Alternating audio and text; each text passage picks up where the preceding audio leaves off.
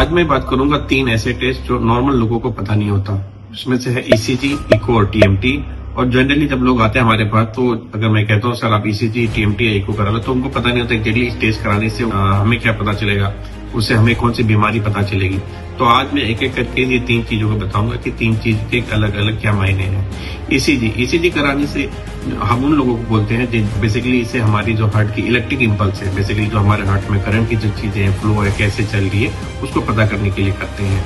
ये 12 लीड्स जो होते हैं हमारे सीने, हमारा हाथ और पैर में, ये देखेंगे वो कनेक्ट होते हैं। इन लोगों को कराना चाहिए।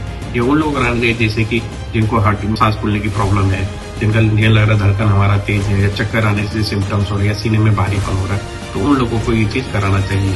इससे पता क्या चलता है, इससे हमें ये पता चलता है कि आपकी हार्ट बीट कितनी तेज है या कितनी कम हो रही है। दूसरा कि आप पहले हार्ट अटैक हो चुका है या नहीं हो चुका है। तीसरा, आपकी हार्ट बीट कैसी है, मतलब किसी किसी की हार्ट बीट इरेगुलर होती है, मतलब एक जैसा नहीं होता, उसमें डिस्टर्बेंस होता है, जिसको हम एरिथमिया कहते हैं। तो इसी से बेसिकली मोटा मोटी ये पता चलता है। अब मैं बात करूंगा इको के बारे में। इको क्या, एक तरह से 3D अल्ट्रासाउंड होता है हार्ट का। इससे हमारे हार्ट की जो वॉल्व है, हार्ट की जो वॉल होती है, हमारे दीवारें, उसके बारे में हमें एग्जैक्ट पता चलता है उसकी कंडीशन क्या है। और किन लोगों को कराना चाहिए, सपोज जिनकी सांस फूल रही है चलने में, जिनको लक्षण लग रहा है, सीने में भारीपन है, या कि जिनको पहले भी हार्ट अटैक हो चुके हैं, या डॉक्टर उनको बोला कि आपको इको कराना है।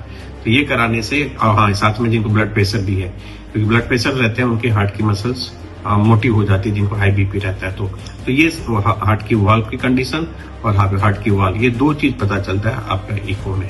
तीसरा हो गया टीएमटी। टीएमटी क्यों नहीं कराना चाहिए? टीएमटी कराने से क्या होता है, टीएमटी हम उन लोगों को बोलते हैं, सपोज कि जैसे कि जिनका ईसीजी नॉर्मल आया, फिर भी उनको हार्ट में पेन पर रहता है, तो उस कंडीशन में हम रिकमेंड करते हैं कि आप टीएमटी टेस्ट करा लें। हम देखते हैं कि आपकी हार्ट की ब्लड फ्लो कैसे हो रही है। इसमें हम ईसीजी नॉर्मली वॉकिंग से रनिंग के कंडीशन में करते हैं, जब आपके हार्ट पे वो दबाव पड़ता है। तो जब हार्ट पे दबाव पड़ता है तो हम देखते हैं आपकी हार्ट की ब्लड फ्लो कैसे हो रही है, आपको सीने में दर्द हो रहा है कि नहीं, सांस फूलते हैं कि नहीं, कितना डिस्ट्रेस आप चल पा रहे हैं। तो एक उससे मतलब अनुमान एक लगाया जाता है कि हार्ट में क्या डिस्टर्बेंस होती है, आपको ब्लॉकेज की प्रॉब्लम हो। तो ये सारी पता करने के लिए ये 3 अलग अलग टेस्ट किया जाता है। तो अगर कोई डॉक्टर ने आपको रिकमेंड किया है तो बिल्कुल ये टेस्ट कराएं, या फिर आप प्रिवेंटिव चेकअप जिसे हम नॉर्मली रिकमेंड करते हैं यंग एज में, जैसे अभी हार्ट अटैक या कार्डियक अरेस्ट की जो प्रॉब्लम हो रही है, उस कंडीशन में ये 3 टेस्ट कराएंगे तो आपको और मोटा मोटी 70, 80, 90% तक आपको पता चल जाएगा कि आपकी हार्ट में क्या डिस्टर्बेंस हो रही है।